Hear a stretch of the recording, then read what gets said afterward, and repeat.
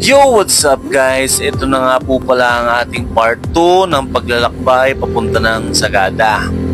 So ang topic pala natin nung part 1 is yung Banawi Rice Terraces. At doon ko po naputol ang ating video gawa ng napakadami nating kuha ng mga magandang tanawin. Sino nga naman ang hindi mabibighani sa ganda nitong daan na to na puno ng fog at pure natural vibe. Kaya naman kahit ngalay na ang aming mga wet packs, mas nangingibabaw pa rin ang enjoyment sa aming rides. Grabe no.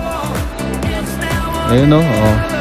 Sobrang nandito kami sa may Han Store and Coffee Shop. Tingnan mo yung dinadaanan namin, sobrang zero visibility na talaga yan. Sa camera medyo maliwanag, pero pag sa personal sobrang dilim mo. Ayan sila guys oh. Perfect. Kaway muna kayo. First time lang kasi siguro. Ito parang malayo. Anong barrio to, tol? Mount Polish po. Banawi. Mount Polish. Banawi. Tubig ka kayo. 1, 2, 3. Say Sagada! Say Sagada! Sagado! Barito. Malayo pa. Ayan, may pang-reels na video. So guys, dito nga, magkakape nga tayo dito sa Han's Coffee Shop. Tignan, bunga nga ako dito. Talagang umuusok na talaga siya. Oh, ay grabe na. Oh, yun naman yun. Vape na yata yan. Ano yan? Saan na galing? Ha? Dadayo kami. Kaya tayo. May kalabang kami sa ita. Wala pa. Grabe, tignan mo, nakabalot kami tapos sa may bigit. Pagkatapos nga natin magkape ay ito na, dire-diretso na naman sa ating biyahe. At ituturo ko dito kung saan kami tumaan. Ayun yung dinaanan natin. Pati dyan sa kabilang bundok. Tapos ngayon, pababa na tayo. Init na. Na. Maraw din. Tignan mo pa, lalim yan, no? Tignan mo lalim yan.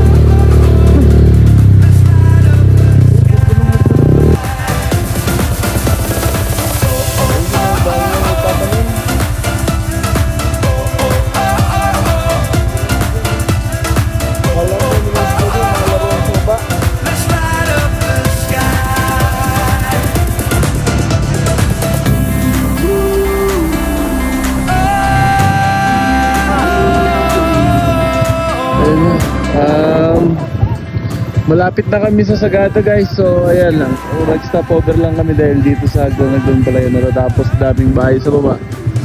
Kami galing kanina. Ayan o, kung makita nyo yung ulap na yan, yan o, yung bundok na maraming ulap, ayan dyan kami galing. Dito kami sa may Banawi. Ayan o.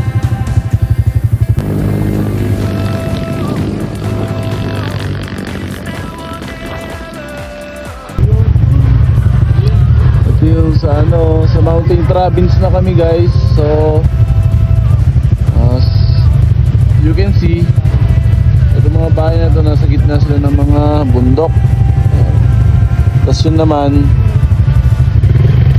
nakatuktok. Galing. Malapit na kami sa Sagada. So guys, dito na tayo sa mountain province.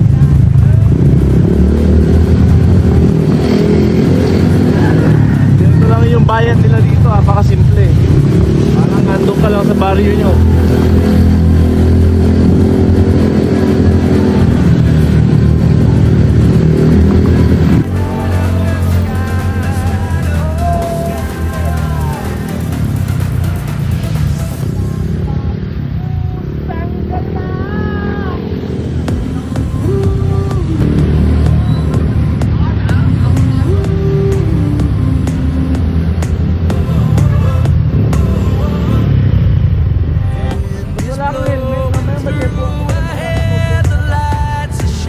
So ayun, nandito na tayo sa may bayan ng mismong Mountain Province.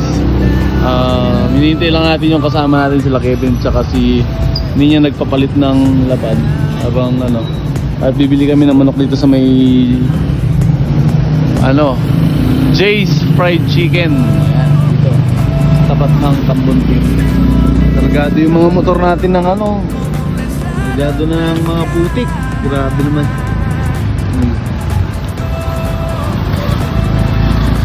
Update ko kayo mamaya. Pag nandun na tayo sa Skyland, yung mismong pagtutulugan natin na pag-overnight natin dito sa may Sagada. So mula dito sa may bayan ng Mountain Province hanggang dun sa pag-stayan natin is 18 kilometers pa. So guys, pagkatapos ng ilang minutong pag-aakyat, napuntahan na rin natin tong baligtad na bahay dito sa may Sagada. At ito ang kanyang view. Yan. Ito ang sikat na sikat dito sa Sagada, itong baligtad na bahay na to. Alright. Yo guys, ayun, pagkatapos natin bumili ng fried chicken sa bayan kanina doon sa may Mountain Province, after 18 kilometers, andito na tayo sa ating pagtutulugan dito sa Skyland Village Lag Homes East 2022. Dito lang yan sa may Sagada. Sanjay mo to, how's your ride? Very tired Very tiredly because of the no sleep. Ito yung mga kasama natin guys.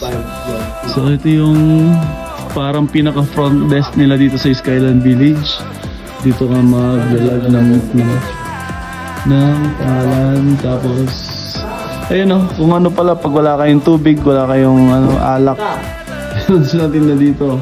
Alfonso, may gin pa.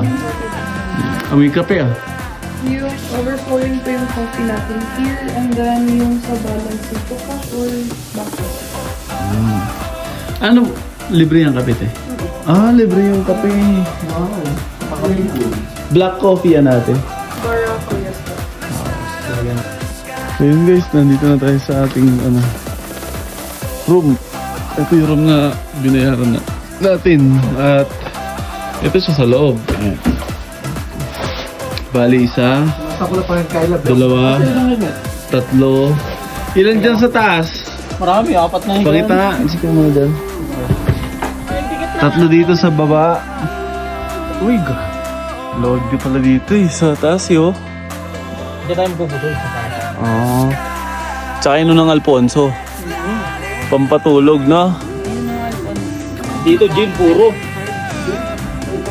Ito sa gitna yung card. So sa sa 4-5, di na rin na to. Di na rin lugi. Sa 4,500.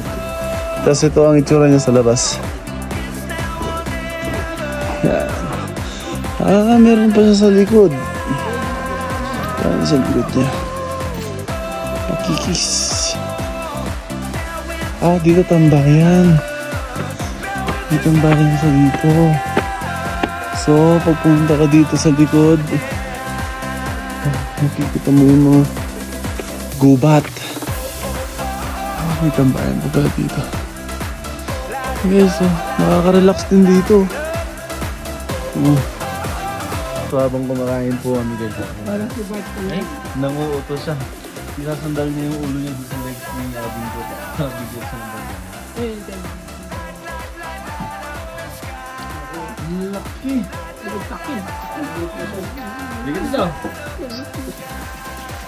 Good evening guys. Dumating tayo kanina. Tapos siyempre dahil wala tayong tulog. Maaga yung preparation natin. Natulog tayo ng hapon. Tapos nagising na tayo ng ganito alas 9 ng gabi. Ayun guys. Tignan natin yung yung kape barako, yan libre lang dito yan. Sanjay! Kape. Paul! Ayun sila. Nagising kami alas 9 ng gabi. Tikman natin yung kape barako na yan, dala nila. Natin. Actually, merong kami libreng parang pa-bonfire dito ngayon. Ang lamig, grabe. Ganda.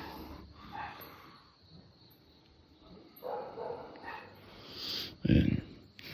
Hindi ko lang alam saan banda pwede mag-bonfire dito. Pero may sila dito.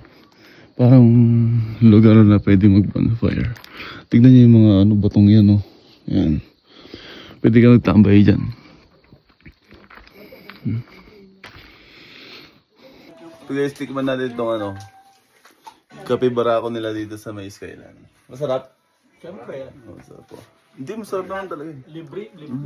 Masarap kasi na nalagyan nito ng maraming asukal. Tara. Sige, ubusan ng pera. Tara, magsusugal kami dito sa may taas dito. Di ba dyan yung sa amin? Ito kami. Bago tayo maglilibot bukas. Tara. Nakita kami photobomber sa lugar. Bomba. Ikaw ba ka ni Kevin? Photobomber? Oh. Ganda pala dito ah. Pinagawa ko to. Kasi Tapos mamaya yung tik-tik nandito na. binili ko to, rest house natin to. Ha? Rest house. Sauce. G! May mga pagkain pa. Tik-tik. Ano ka? Hindi mabaw.